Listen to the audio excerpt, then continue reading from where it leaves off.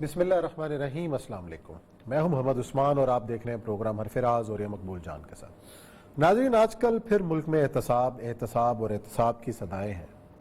آج کا پروگرام میں ہم یہ جائزہ لیں گے کہ اس ملک میں احتساب کے نام پر کس طرح سنجیدہ کوشش کی گئی اور کس طریقے سے احتساب کو جو ہے وہ مذاق بنا کر رکھا گیا۔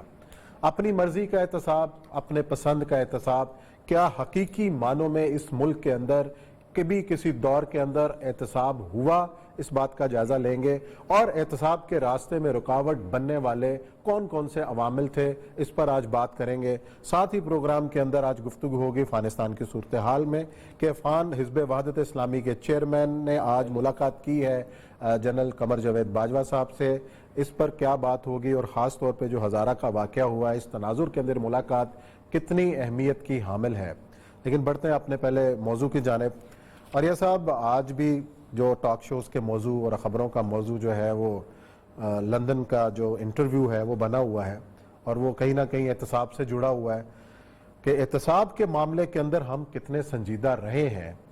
کوئی بھی حکومت ہے، خواہ وہ ماشاء اللہ میں رہا ہو، خواہ وہ جمہوری حکومتیں ہوں، کیا کوئی ایسا کوئی دور آپ کو یاد ہے کہ جس دور کے اندر حقیقی معنوں میں اکراس دی بورڈ احتساب ہوا ہو اس ملک میں؟ دیکھیں، 6 مئی 1945 پاکستان نہیں بنا تھا ابھی، 2 سال پہلے قائد اعظم فریم ورکس بنانے کے چکر میں تھے، تو قائد اعظم نے خط لکھا اصفہانی کو۔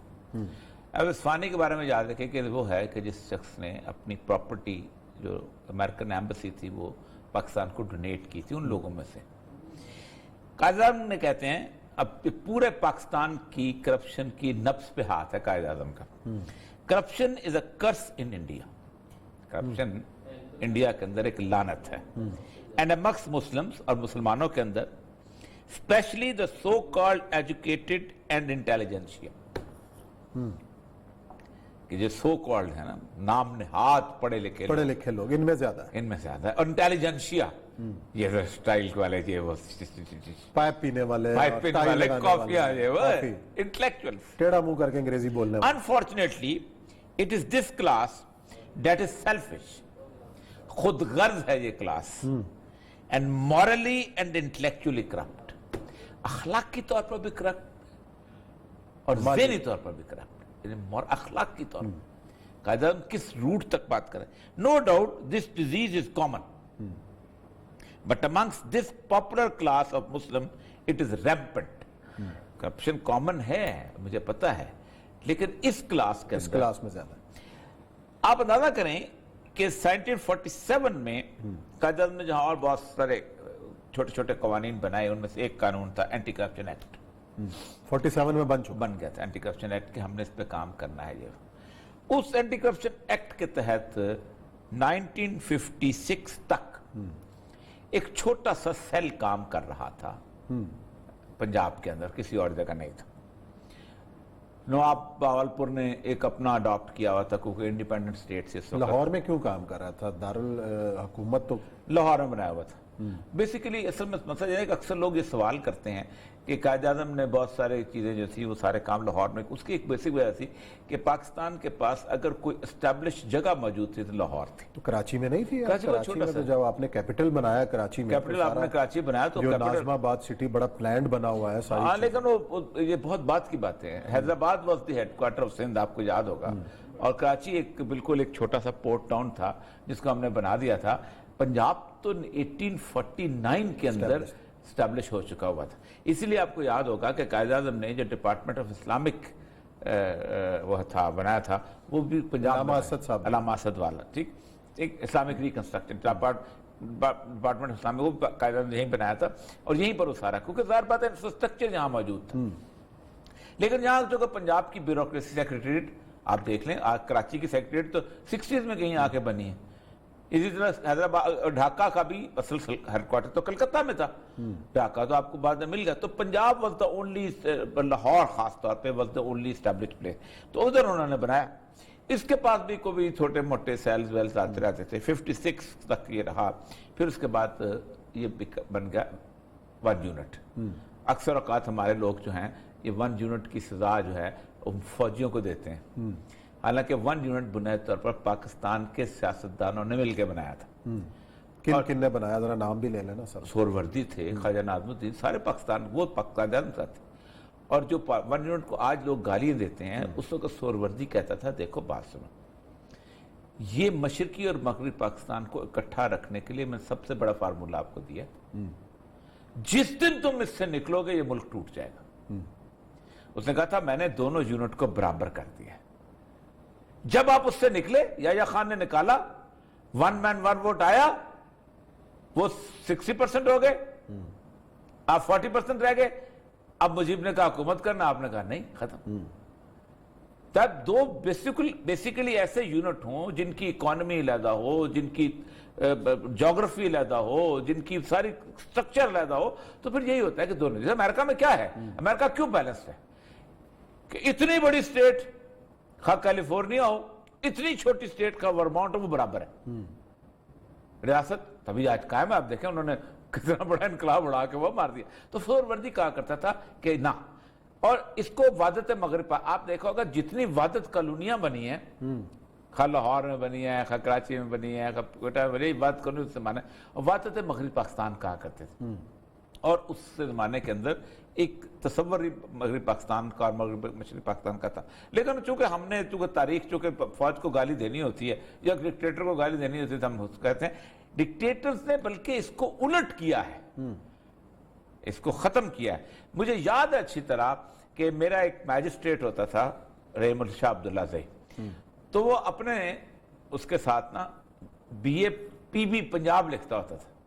اچھا, پٹھان تھا, کہتا میں پنجاب کا BA ہوں, پنجاب کا کوئٹہ لاہور بورڈ کا. کہتا یہ کوئٹہ بورڈ کا کیا ہے, 2 نمبر لوگ ہیں. مطلب وہ اپنے طور پہ وہ کہتا کہ سٹینڈرڈ مینٹین ہوتا تھا, پورے پاکستان کے اندر میں کمپیٹ کرتا تھا. میں صرف یہ نہیں کہ کوئٹہ کے 6 لوگوں میں کمپیٹ کر کے اول آ جاؤ, میں ادھر فرسٹ آیا تھا. اصل مطلب یہ ہے کہ یہ ویسٹ پاکستان کی صورتحال جو تھی اس کے اندر انہوں نے بنایا. ایوب خان نے بیوروکریسی کو کنٹرول کرنے کے لیے اور اس کی کرپشن, آپ اس کی کرپشن کا لیول دیکھیں کہ رپورٹس کی صورتحال ہے کہ ایک بہت بڑے گورنر ہوتے تھے سندھ کے, بڑا مشہور نام ہے ان کا. ان کے والد جو تھے وہ سیکرٹری انڈسٹریز تھے. اچھا, ان گورنر صاحب فوت ہو گئے, اب کتنی پرانی بات ہوگی. ان کے جو والد سیکرٹری انڈسٹریز تھے, ان کو جب گورنر صاحب کی شادی ہوئی تو شادی میں لوگوں نے تحفے دیے, اور سب سے جو کم تحفے تھے وہ تھے 6 مرسیڈیز کی گاڑیاں. سب سے کم اور چھوٹا تحفہ مرسیڈیز کی گاڑیاں. وہ مختلف لوگوں نے باقی تو اندازہ کر لے کہ 6 مرسیڈیز کی گاڑیاں بھی ان کو ملی تھیں. ایک نام لے لینا چاہیے, اس میں کیا تاریخ کا حصہ ہے تاکہ لوگوں کو. مامون, وہ جو نام تھا پیپل پارٹی کے مامون حسین تھے نا. کون سے والے؟ پیپلز پارٹی کے جو ٹوپی پہنتے تھے. اچھا, مامون, ان کے والد سیکرٹری انڈسٹری, وہ تاریخ کا حصہ ہے پوری خبر. میں آپ کو مزدار بات بتاؤں, میں سبی میں ڈپٹی کمشنر تھا, تو سبی کے میلے میں شریک ہونے کے لیے آئے, تو وہ جہاز میں آئے اپنے گورنر سے سندھ کے, تو پجارو ہوتی تھی ڈی سی کے پاس. میں ان کو سبی ایئرپورٹ سے لینے گیا, تو وہ بیٹھے میرے ساتھ, تو گاڑی دیکھی, یہ تمہاری گاڑی ہے؟ میں کہا جی ہاں. ڈپٹی کمشنر کی گاڑی ہے؟ میں نے کہا ہمارے ابا بھی ڈپٹی کمشنر ہوتے تھے, ان کے پاس تو ایسی گاڑی نہیں ہوتی تھی. میں نے کہا وہ اس وقت گورنر کے پاس جہاز بھی نہیں ہوتا تھا, تو وہ اس وقت خاموش ہے. میں ایک مثال نہیں دے رہا, بے شمار مثالیں. پہلی کرپشن کی بنیاد قدرت اللہ شہاب کہتے ہیں اس وقت رکھی گئی تھی کہ جب پاکستان میں کلیم داخل ہونے شروع ہوئے ہیں. وہاں پر کہا جاتا ہے کہ گڑگاؤں ایک ضلع تھا کہ جس کی ٹوٹل رقبہ جو تھا اس سے زیادہ کے کلیم جو تھے وہ یہاں داخل ہوئے تھے, جو ہجرت کر کے آئے تھے. انہوں نے جو کلیم داخل کیے تھے وہ جو گڑگاؤں ضلع کے کلیم داخل ہوئے تھے, میواتیوں کے, یا اس کے, گڑگاؤں بیسیکلی یہ ہے رت کی ان کا ہے. تو وہ جو تھے وہ کلیم پاکستان کے پاس جو رقبہ کنا تھا وہ اس کی آبادی, اس کی ٹوٹل رقبے زیادہ. وہ کہتے ہیں ہندوؤں کی اتنی جائیداد تھی جو چھوڑ کے گئے تھے کہ وہ جو ان کا مسلمانوں کا جھوٹ بھی کھا گئی تھی. ویکو پراپرٹی ٹرسٹ آج تک اس کے مسائل چل رہے ہیں. کون کون سی جائیداد ہم نے قبضہ نہیں کی, کس کس جگہ پہ قبضہ نہیں کی, کس نے قبضہ نہیں کی. صحیح بات.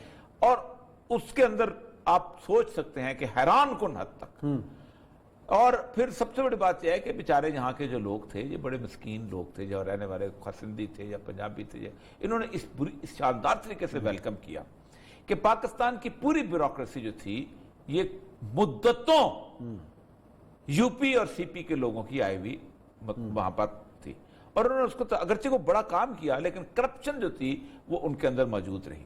آپ سوچ سکتے ہیں کہ کراچی شہر کا جو ماحول تھا، ایوب خان تک، ایون بھٹو تک، یہ ایک ماڈرن ترین شہر کا ماحول تھا، جس میں نائٹ کلبز ہیں، جس میں کی کلبز ہیں، جس میں باقی ساری چیزیں گھوم رہی ہیں، کلاسک صورتحال چل رہی ہے۔ آپ سوچیں آج شہناز گل کا واقعہ جو مصطفیٰ زیدی جو ہے وہ اس کے ساتھ ہو، اور آج آپ دیکھیں کس قسم کی صورت ہے، لوگ اس کو انجوائے کرتے تھے۔ اسی طرح ایوب خان کا جب کرسچن کیلر کا جب رومانس چلا تھا، جب اس نے ایوب خان کو اس میں سوئمنگ پول میں اس کو ٹانگ سے پکڑ لیا تھا، تو لوگ اس کو انجوائے کرتے، بلکہ لوگ انجوائے کرتے کہ کیا بات ہے، ایوب خان خوبصورت ہی اتنا ہے، کیا بات ہے، کرسچن کیلر نے تو مرنا ہی مرنا ہے۔ اس کے ساتھ ساتھ چھوٹی چھوٹی کرپشن کی کہانیاں شروع ہوئی تھی۔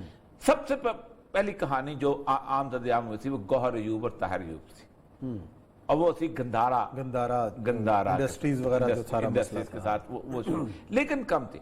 ایوب خان نے اے آر کورنیلیس کو ایک رپورٹ بنانے کے لیے دیا کہ یہ جو سی ایس پی بہت بڑی چیز بنی ہوئی ہے، بیوروکریسیز کو کنٹرول کرنے کے لیے کچھ کرو۔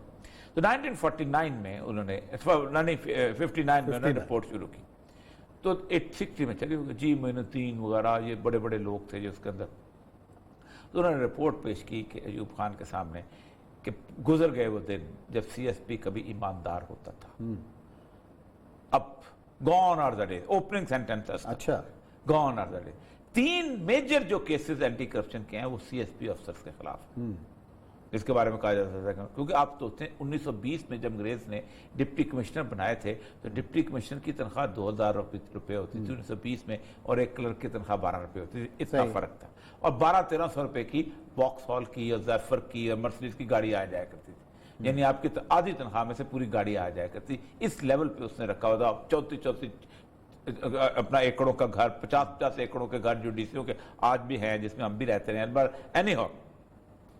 اس کے بعد ایوب خان کے زمانے میں بھی یہ چیز آئی، اور اسی کرپشن میں کا لیول جو تھا بڑا ٹاپ پہ تھا، نیچے کسی نہ کسی حد تک لوگ کنٹرول کر لیتے تھے، لک آفٹر کر لیتے تھے، کنٹرول کر، لیکن ہائر لیول پہ بہت بڑے بڑے پروجیکٹس میں کرپشن، تربیلا کہیں بن رہا ہے تو کچھ ہو جائے گی، منگلا کہیں بن رہا ہے تو کچھ ہو رہا ہے، اور کوئی اس طرح کے، اسی لیے وہ لوگ جو تھے وہ بڑے لیول کے۔ آپ کبھی سی ایس پی پرانے جو ہیں ان کا لائف سٹائل دیکھیں نا تو آپ حیران ہوں گے، ڈائمنڈ کے کفلنگز لگے ہوئے ہیں اور سلکا کی ٹائی ہے اور دوسری چیز سے۔ اچھا ہوتا کیا تھا کہ یہ وہ کچھ اگر جو ایماندار ہے آدمی تو اس سے کام کرانا ہے تو اس کو کسی ایسے سرمایہ دار نے، سیگل نے یا ولیکا نے اس کو گاڑی پیش کر دی، اس کو کفلنگ پیش کر دی، اس کو ٹائی پیش کر دی، اس کے بیٹے کی فیس اٹھا دی، یہ بڑا سٹائل تھا اس وقت۔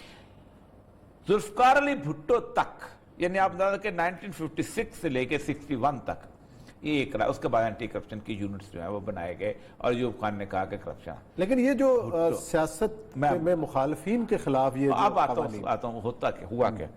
ایوب خان نے براہ راست، اس نے کوئی کرپشن کی بات، اگرچہ کہ تقریریں ساری اٹھائیں، ایوب خان کی اٹھائیں، یحییٰ خان کی اٹھائیں، اسکندر مرزا کی اٹھائیں، ضیاء الحق کی اٹھائیں، مشرف کی اٹھائیں، ہر تقریر کے اندر غلام اسحاق خان کی 2 تقریریں اٹھائیں، اچھا ہر تقریر کے اندر ایک پیرا ہوتا ہے ملک میں کرپشن اتنی بڑھ گئی ہے کہ ہمیں کوئی اور راستہ نہیں نکلا، اگر یہ حکومت رہ جاتی تو یہ ملک تباہ و برباد ہو جاتا، اس لیے ہم نے ملک کو انہوں نے خزانہ خالی کر دیا تھا اور یہ ملک کو انہوں نے تباہی کے تہانے پہنچا دیا تھا، ہم ایک ایمرجنسی نہ کر کے ہم مارشل لا لگا۔ اچھا یہ جو فوجی سربراہ رہے ہیں جنہوں نے ماشاءاللہ لگایا، صدر ایوب رہے ہیں، میں کرپشن آئی فوج، اس میں جو ہے بحیثیت چیف جو ہے صدر جو رہے، مطلب ضیاء الحق کا دور بھی آپ نے دیکھا، مشرف کا بھی دیکھا، یحییٰ کا بھی، ایوب کا بھی، اس میں سب سے ایماندار کون رہا اگر اوورال پرسپشن؟ اچھا دیکھیں ایمانداری میں آپ ضیاء الحق کو ایماندار تو کہہ سکتے ہیں، لیکن وہ کرپشن کو پسند بہت کرتے تھے۔ اچھا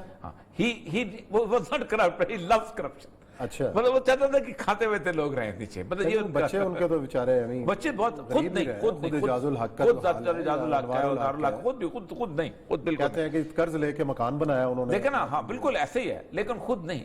دیکھیں کرپشن کا جو انسٹیٹیوشنل آغاز ہوا ہے، ذوالفقار علی بھٹو میں کرپشن آ گئی تھی لیکن تھوڑی، مطلب شام کے زلزلے کا الزام تھا کہ پیسے کھا گئے، یا انٹرنیشنل قذافی نے جو پیسہ دیا وہ باہر سے باہر، وہ ایک الزام تھے اس طرح کے.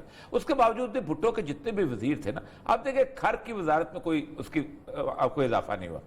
قاسم نازی جس گھر سے گیا اسی گھر میں آیا. حنیف رامے بھی بیچارہ وہیں اتنا ہی راز زیادہ نہیں کر سکا، وہ کچھ زیادہ. راج خالد کا گھر آپ کو مجھے سب کو پتا ہے. یہ بھٹو کے وہ لوگ تھے جو، لیکن آغاز کرپشن کا 1985 کی اسمبلی سے ہوا ہے، اور مجلس شورا کے بعد. اچھا، ایم پی اے فنڈ اور ایم این اے فنڈ. چلیں یہ بڑا امپورٹنٹ نقطہ ہے. یہ کرپشن کا آغاز آغاز ہونے جا رہا ہے، جمہوری حکومت بھی آنے والی ہے جی اور اس کے بعد پھر شروع ہے. یہاں لیتے ہیں بریک، اور بریک کے بعد اسی سلسلے کو آگے جاری رکھیں.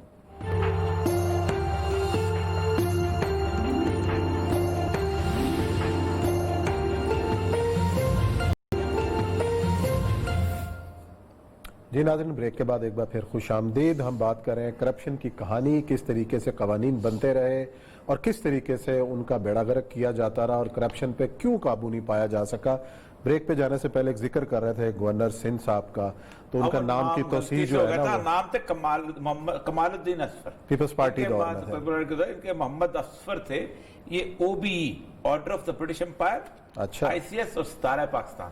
اچھا، تو جب یک وقت انگریز اور پاکستان دونوں کے ہوتے، تو ان کے بارے میں مشہور اخبارات کی بہت بڑی بڑی ہیڈ لائنز لگی تھی کہ جو کم سے کم تحفہ ملا ہے وہ 6 مرسیڈیز گاڑیاں جو ملی تھی. تو یہ کمال اثر تھا، بعد میں ٹوپی. اچھا ہم بات کر رہے تھے اچھا، اب 86 میں 85 کی جو 85 کی اسمبلی میں اس کا آغاز کیا تھا سب سے پہلے بلوچستان اسمبلی نے.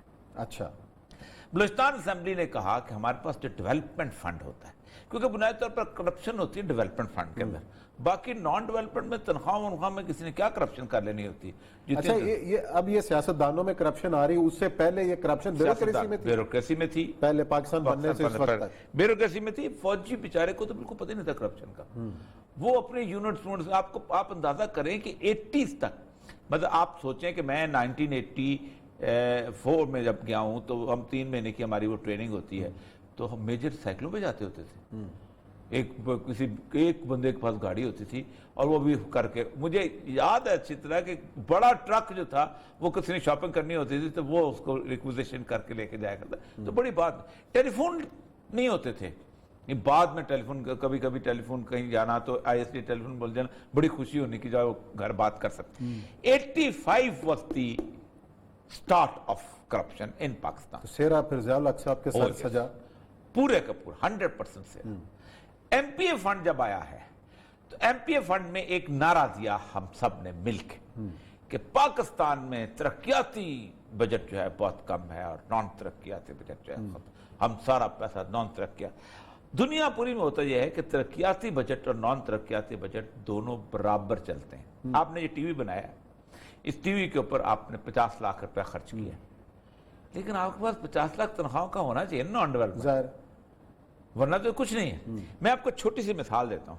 میں نے ہیلتھ کا جب چارج لیا 1994 کے اندر، تو ہمارے پاس 10 سالوں سے بنی ہوئی 508 کے 510 ڈسپینسریاں تھیں. بلوچستان کے بجٹ کے حساب سے ہر سال ہم زیادہ سے زیادہ 20 ڈسپینسریوں کو سٹاف دے سکتے تھے. یعنی آخری ڈسپینسری جس کو سٹاف ملنا تھا وہ 12 سال کے بعد اس کو ملنا تھا، اور 12 سال بعد نہ اس کی اینٹیں رہنی تھی، نہ اس کا روشن دان رہنے تھے، کچھ نہیں رہنا تھا. یہ ہے وہ آج جو ہم جا کے دکھاتے ہیں جا کے کہ اس میں گدھے بنے ہوئے ہیں یا اس میں بھینس بندے ہوئے ہیں، یہ اس زمانے کے جنیجو زمانے کے ایم پی اے فنڈ کا زمانہ تھا کہ جب انہوں نے لالچ، آج تک وہ لالچ واپس نہیں آ سکا. مجھے یاد اچھی طرح کا میں ڈپٹی سیکرٹری فائنانس تھا، تو پہلی دفعہ اس وقت یہ پورے کا پورا سرپلس بجٹ پیش کیا ہم نے. اتنا پیسہ بلوچستان میں آ گیا تھا کہ سوچ رہے تھے خرچ کہاں کریں. تو ہم نے 15 دن دیے کہ اسکیمیں. اب تو حال یہ ہے کہ لیپس ہو جاتا ہے، خرچ ہی نہیں ہوتا کئی جگہ. وہ اور ایشو ہے، وہ بہت وہ نیب کی وجہ سے ہو رہا ہے. ہم نے کہا کہ اسکیمیں نہیں، کسی کے دماغ میں نہیں آ رہی تھی. تو انہوں نے کہا اسکیمیں نہیں ہیں، آپ کیا کریں، یہ ہے وہ ہے. تو میں نے کہا پھر ایسا کریں، میں نے مشہور فکر ہے کہ آپ اپنا بینک اکاؤنٹ نمبر دے دیں, ہم پیسے سیدھا پیسے وہاں چیک ٹرانسفر کر دیتے ہیں. تکلف کرنے کی کیا ضرورت ہے, میں نے پلی بنانی ہے, میں نے اسکول بنانا ہے, میں نے یہ بنانا ہے وہ. ایگزیکٹلی یہی ہوا ہے. ہر بندے نے اپنا اپنا ڈپارٹمنٹ چنا, کسی نے لوکل گورنمنٹ چنا, کسی نے CNW چنا, کسی نے P&R چنا, کسی نے فارسٹ چنا. ایک ایک گاؤں کے اندر 2 اسکول کی باتیں بنی ہیں, ایک ایک گاؤں کے اندر 2 وہ نہیں ہوتے جو اپنا بچہ سینٹر وہ بنے ہیں, اور رورل ہیلتھ سینٹر بنے ہیں, پتہ نہیں کیا کیا بلڈنگیں بنتے, پل بنے ہیں, ختم ہوئے ہیں, سب کچھ ہوئے ہیں. 20-20 ہزار روپے کے پروجیکٹس بنا کے پورا ڈیولپر بجٹ آپ کا تباہ برباد کریں. اس کے بعد آئی بے نظیر. اب جن لوگوں کو عادت منہ کو خون لگ گیا تھا وہ واپس نہیں جا سکتا تھا. اس منہ کے خون کے ساتھ ساتھ ہوا یہ کہ آپ نے پاکستان کی بیوروکریسی کو, ہاں بیوروکریسی کہاں سے میجر کرپٹ ہوئی, بیوروکریسی کرپٹ ہوئی ہے ذوالفقار علی بھٹو کے زمانے میں. ذوالفقار علی بھٹو نے ایک کام کیا تھا کہ پورے پاکستان کی جو انڈسٹری تھی وہ نیشنلائز کر لی تھی. اب اس کو چلائے گا کون؟ اب جناب انہوں نے ایک ڈپٹی کمشنر نے کہا کہ چھوڑو یہ, ہم گھی کارپوریشن آف پاکستان کے چیئرمین, روٹی کارپوریشن آف پاکستان, روٹی کارپوریشن وہ تو نیا بنایا تھا انہوں نے نا, گھی کارپوریشن کے بنے, ٹیکسٹائلز کے اس کے بن جاتے ہیں. ہم نے جو شوگر ملز, وہ جو رائس ملز تھی اس کے بن جاتے ہیں. جتنی ملوں کے سارے کو سارے تھے انہوں نے آ کے نا یہ CSP جو تھے اس کے انچارج بنے, اور انہوں نے وہ سارے کا سارا ڈبو دیا. اب دیکھیں کتنی زیادہ گھی کارپوریشن کے اندر کتنی ملیں تھیں, اس طرح کی کتنی کارپوریشنیں بنی ہیں جنہوں کو انہوں نے تباہی. بیوروکریسی کو کرپٹ جو تھا وہ ذوالفقار علی بھٹو نے خاص طور پہ کیا. اس کی بنیادی وجہ وہ سمجھتا تھا کہ یہ اگر کرپٹ ہوں گے تو میرے ہی کام آئیں گے. اور ان کی جو بیٹی صاحبہ ہیں وہ جب چیف سیکرٹری لگانے لگیں تو 3 نام گئے تھے. اب میں ایک نام یہاں نہیں لینا چاہتا کہ وہ زندہ ہیں, تو ان کے نام پہ انہوں نے ٹک کیا. اچھا, اور ٹک کرتے ہوئے انہوں نے کہا اس کو سیکرٹری اسٹیبلشمنٹ کو کہ he is corrupt therefore he is pliable. یہ چونکہ بدیانت ہے اس لیے یہ چلایا جا سکتا ہے. پلائبل کہتے ہیں وہ سڑک جس کے اوپر گاڑی تیز سے دوڑ سکے, تو گاڑی تیز دوڑی. تو ان لوگوں اب وہ عادتیں پڑی ہوئی تھی. اب MPA فنڈ نہ واپس ہو سکتا تھا نہ کیا جا سکتا تھا. اس MPA فنڈ کے اندر پھر ساری کی ساری کرپشن, MNA فنڈ بنا. MPA پاکستان کے اندر, پاکستان کی جو خصوصیت تھی وہ اس کی پلاننگ ڈویژن تھی, جس کو محبوب الحق جیسے بندے نے اس زمانے میں کیا تھا. اور اس نے وہ 60s کا وہ پلان جو تھا, 5 years plan, second 5 years plan, first plan, وہ جو لے کے کورینز گئے تھے اور کورین نے کہا تھا ہم اس پلانس کے اوپر چل کے آج آگے بڑھے ہیں. اس پلان کو مکمل طور پہ الماریوں میں چلا گیا. اب ہوتا کیا تھا کہ MPAs MNAs کی اسکیمیں شروع کی. اب آپ دائیں کہ حالت کیا ہوتی تھی. اب پھر بیوروکریٹ راستے کیسے دکھاتے ہیں جہاں سے کرپشن کا آغاز ہوا. مثلا میں چیئرمین P&D ہوں, آپ ایک MP ہیں, آپ میرے پاس آئے ہیں اور آپ نے کہا ہے کہ جی اولیاء صاحب آپ میرے علاقے کے اندر نا ایک کالج بنا دیں. تو میں کہتا ہوں میرے پاس تو کچھ نہیں ہے, تو میرے پاس تو اس وقت صرف 50 لاکھ روپے بچے ہیں. اچھا چلو اس کو آن گوئنگ میں ڈال دو. اب وہ 1985 میں نے 50 لاکھ روپے کالج کو ایلوکیٹ کیے, وہ وہاں چلا گیا. اس 50 لاکھ سے اس سے صرف چاک کی باؤنڈریز بنی ہوں, لیکن اگلے 15 سال تک وہ پھنس گئے آگے. اب آئندہ اگر کوئی بندہ سوچتا ہے کہ میں اس پروجیکٹ کو بدلوں تو آن گوئنگ اسکیم ختم کرنی پڑے گی. اور شورا یہاں سے کرپشن کا بنیادی آغاز ہوا. اس کے بعد جو سب سے امپورٹنٹ چیز ہے سر, جو ورلڈ ٹرانسپیرنسی انٹرنیشنل کہتا ہے کہ پھر پاکستان کی جو تاریخ کی انتہا ہوئی ہے وہ ہوئی ہے پھر آ کے اس میں آپ کے 2008 سے لے کے 2013 تک. وہ کہتے ہیں کہ یہ 2008 سے 2013 جو ہے اٹ از دی میکسیمم. اور آپ ایسٹیمیٹ دیکھیں کرپشن کے سائز کا, یہ میں آپ کو اس کی سائز, یہ ورلڈ بینک کی اور ٹرانسپیرنسی انٹرنیشنل کی رپورٹس ہیں کہ اکیلے 2012 میں $94 بلین اور 8.5 ارب روپے کی کرپشن 1 year. صحیح ہے. اور اس میں ہر طرح کے کرپشن تھا. مثلا موٹر وے بننی ہے, نقشہ آؤٹ کر دیا آپ نے اپنے یاروں دوستوں کو, انہوں نے زمینیں خرید لی اور زمینوں سے جائیداد بنا لی. اب صرف نقشہ آؤٹ کرنے پہ کیا پکڑو گے آپ شباشیوں کو نواشیوں کو پکڑو گے. یہ رنگ روڈ ہے, اب اس کا نقشہ میں نے چیف منسٹر 6 دفعہ چینج ہوا ہے. وہ تو اس لیے کہ میری بھی شامل کرو تاکہ میری زمین بھی آئے. اب میں نے آؤٹ کر دیا نا, اب میں نے پہلے سے زمین خریدی ہوئی ہے وہاں سے 500 روپے ایکڑ یا 50,000 روپے ایکڑ, اور وہ میری اچانک 50,000 روپے ایکڑ جو ہے اچانک 5 لاکھ روپے ایکڑ بن جاتی ہے. تو آپ مجھے بتائیں, میرے پاس پیسہ تو آ گیا, اب وہ کہتے ہیں ثابت کرو کرپشن کے ذریعے. یہ پیسہ تو میرا آیا ہوا ہے, وہ پیسہ تمہارے پاس اللہ تبارک و تعالیٰ نے بھیجا تھا, جبریل امین لے کے آئے تھے. کہاں سے آیا تھا؟ کچھ نہیں تھا. تم نے اس طرح کرپشن کیا, اور پھر انہوں نے راستے نکالے لائسنسز کے ذریعے. آپ سوچیں کہ ٹیکسٹائل کا کوٹا جو تھا اس کو دیا, اس کو جو اس ٹیکسٹائل کا کوٹا وقت ختم ہو رہا ہے, علاج کیا ہے سر؟ علاج صرف ایک ہی ہے. کیوں اکراس دی کہ اس بورڈ پاکستان میں کوئی نیک نیت آدمی آ کے کرپشن کے اوپر کام کرے, جس کو یہ نہ ہو کوئی نہیں ہے ہی نہیں. مرید الشر نے شروع کیا, وہ جو کہتا ہے, کیا کہتا ہے وہ, کہ اس کے بعد اس سے میرے پاس آیا وہ جو کل جو بول رہا تھا براڈ شیٹ والا, اس نے کہا انہوں نے پھر آ جانا ہے. او بھائی تم نے نہیں لایا انہوں نے. میں آپ کو مثال دے سکتا ہوں ایک ایسے بندے کی, وہ چیف منسٹر بھی رہے ہیں, کہ میں اس کی کرپشن کے کیس میں اپیئر ہوا, میں وٹنس تھا ایم ڈی واسا کیس سے. اس کے دستخط تھے میرے پاس, اس کی فوٹو کاپی پڑی ہوئی تھی, وہ وہاں پر بھی فوٹو کاپی پیش ہوئی, نیچے دستخط کے مٹائے ہوئے تھے. میں دستخط دکھاؤں گا یہ دستخط کیے, کہتا نہیں یہ تو بعد چوئے ہوں گے. وہ بعد میں وہ جو جج تھا نا اینٹی کرپشن کا, وہ بعد میں ایک ہائی کورٹ کا چیف جسٹس بنا ہے. اچھا, دس از دی لیول. تو ایماندار آدمی کہاں سے تلاش کریں کہ جو اکراس دی بورڈ جو ہے پتہ نہیں سر, میں دنیا میں جتنی بھی ترقی کے ماڈل ہیں نا ڈیولپنگ ہے, وہ کہتے ہیں اے بیناولنٹ ڈکٹیٹر. لی کوان ہوا جو تھا نا, اس نے سنگاپور بنا دیا تھا. مہاتر محمد تھا, اس نے ملائیشیا بنا دیا تھا. سہارتو تھا, اس نے انڈونیشیا بنا دیا تھا. یہ وہ تھے ٹاورنگ ایگزام, یہ جو چیزیں. لیکن ہمیں تو ڈکٹیٹر ملتا ہے, بیناولنٹ نہیں ملتا. عمران خان صاحب کا جو نعرہ ہے, تو عمران خان صاحب کامیاب ہو سکیں گے؟ نہیں, عمران خان صاحب کا مسئلہ ہے کہ عمران خان صاحب اپنے پاؤں جو ہے نا اپنے لوگوں کے ارد گرد پھنسے ہوئے ہیں. اس کا مطلب ہے کہ یہ بھی سسٹم مجھے نہیں لگتا. دیکھیں یہ جو نیب ہے, اس نے بتایا نا کہ میں نے انفارمیشن شیئر کی ہے. بالکل صحیح ہے. کیوں نہیں اب تک اس پہ ایکشن لیا گیا؟ اس نے کہا بھائی ایگریمنٹ کرو میرے ساتھ, کیوں نہیں ایگریمنٹ ہوتا؟ چلے دیکھتے ہیں اور یہ سب کون کیا کرتا ہے, اور اس قابل کون ہے کہ جو اس ملک میں کراس دی بورڈ جو ہے وہ احتساب کرے اور لوٹی ہوئی دولت واپس لائے. اسی نوٹ کے ساتھ بریک لیتے ہیں. بریک کے بعد آئیں گے اور ذکر کریں گے افغانستان کی صورتحال کو اور آج ہونے والی اہم ملاقات.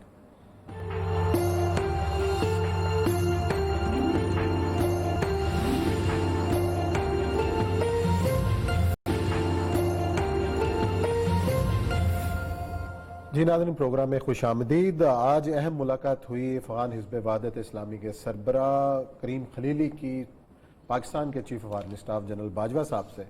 اور یہ سب ہم ذکر کر رہے تھے کہ کتنی امپورٹنٹ ہے یہ ملاقات. ایک طرف تو مذاکرات بھی چل رہے ہیں, اور یہ ہزارہ کلنگ کا جو واقعہ ہوا ہے اس کے بعد کریم خلیلی جو ہے ہزاروں کا لیڈر نمائندہ ہے, اور ہزارہ سنی نہیں شیعہ ہزاروں کا. سنی بہت تھوڑے ہیں, زیادہ تر شیعہ ہزارہ ہیں. اور جو اس میں جو ہزارہ جو اس میں ہوئے تھے واقعے میں, اس کے بعد اندر بھی 7 افغان ہیں. پاکستان کا دل دیکھیں کہ ہم نے 50 لاکھ روپیہ فی کا 7 افغان نیشنلز کو بھی دیا. اب مجھے یہ سمجھ نہیں آتی آڈٹ رپورٹ کیسے بنے گی, اور شناختی کارڈ کیسے لگیں گے ان کے, اور کیسے اس کے ساتھ آپ اس کو کور اپ کریں گے. یہ بڑا عجیب و غریب معاملہ ہے. 7 لاکھ تو اگرچہ کہ ہمارے جو لوگ. اچھا, ملاقات کتنی امپورٹنٹ ہے؟ کیا ملاقات بہت امپورٹنٹ. اس کی ایک وجہ یہ ہے کہ کریم خلیلی ہمیشہ یہ جو حزب وحدت ہے یہ ہمیشہ اینٹی پاکستان گروپ کے ساتھ, شمالی اتحاد کے ساتھ رہی ہے, حامد کرزئی والوں کے ساتھ رہی ہے, امریکنز کو اینٹی طالبان بھی ہے. اور اس کا براہ راست آرمی چیف سے ملنا یہ بہت معنی خیز ہے. اس کی ایک وجہ یہ ہے کہ اس وقت یہ جو پیریڈ ہے, یہ 15-16 دن, یہ بڑے ٹرکی ہیں. اس سارے مذاکرات کے اندر پاکستان کو اس وقت بہت زیادہ جسے کہتے ہیں نا کانشیس ہو کے کھیلنا پڑے گا. صحیح.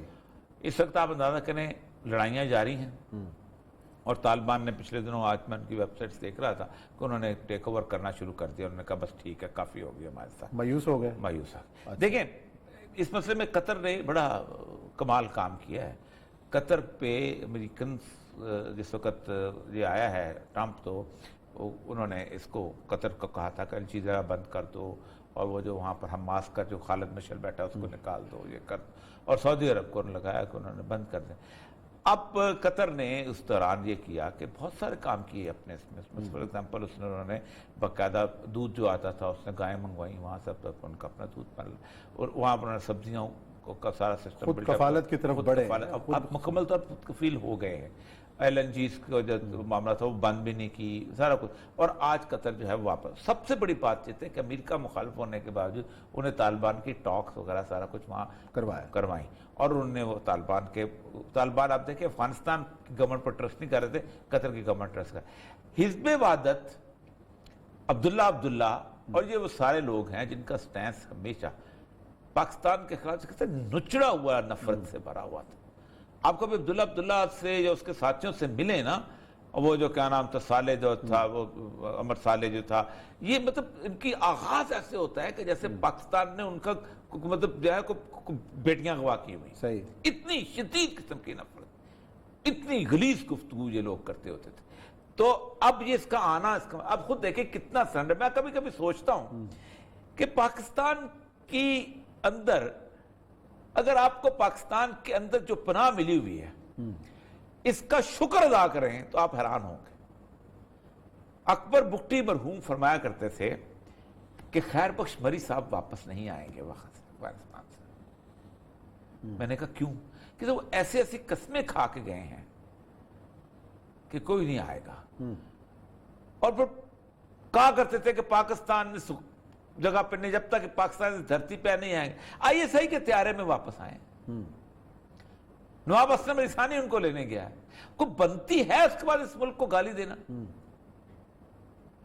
और जो कहानियां सुनाया करते थे मरी जो वहां से आए थे, जो उनके साथ बीती है उस अफगानिस्तान के अंदर, जो उनके साथ जुल्म हुआ है, जो उनके साथ बर्बरियत हुई है, सोच सकते थे बनता ही नहीं पाकिस्तान को। पाकिस्तान अजीबोगरीब पनाह है।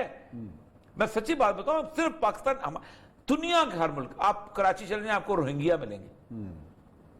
मैं एक साहब को जानता हूं, बकायदा उनका बकायदा मदरसा है जिसके अंदर बहुत सारे रोहिंग्या जो है वो वहां पर पढ़ते हैं। बंगाली 2.5 लाख तो बंगाली बैठा हुआ है पाकिस्तान में।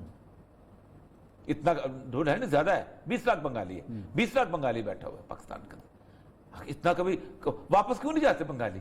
अगर इतना ही ढाका अच्छा है, अगर इतना ही वहां एफ्लुएंस है, मैं अक्सर सवाल करता हूं क्यों नहीं जाते? तो पाकिस्तान हिज़्ब वादत के अब लोग आए हैं यहां पर। मसला पता क्या है? शाम में लड़ाई हो गई खत्म। अब बेचारे हजारों का मसला यह है कि अफगानिस्तान में तालिबान उनको पसंद नहीं करते और अमरीकी कहते हैं ये ईरानी एजेंट है। पनाह रह जाती है पाकिस्तान में। अब पाकिस्तान में जो पनाह की सूरत हाल है वो ये है। अब पीछे पीछे वो सारी दुश्मनियां भी चली आ रही हैं। तालिबान से भी दुश्मनी है। तालिबान ने इन्होंने तालिबान को मारा, तालिबान ने इनको बहुत बुरी तरह मारा, वो भी अजीबोगरीब जुल्म की दास्तान है। तो ये एक लड़ाई है। मेरा ख्याल है पाकिस्तान को इस विवादत के साथ अब तल्लुकात बढ़ाने चाहिए, क्योंकि लोकल हजारा जो है ना वो बड़ा लॉयल है पाकिस्तान का।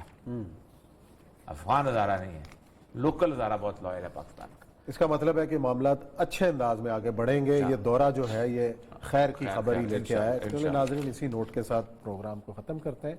कल इंशाल्लाह नए मौज़ूआत के साथ आपकी खिदमत में हाजिर होंगे। अपना बहुत ख्याल रखें। अल्लाह हाफ़िज़।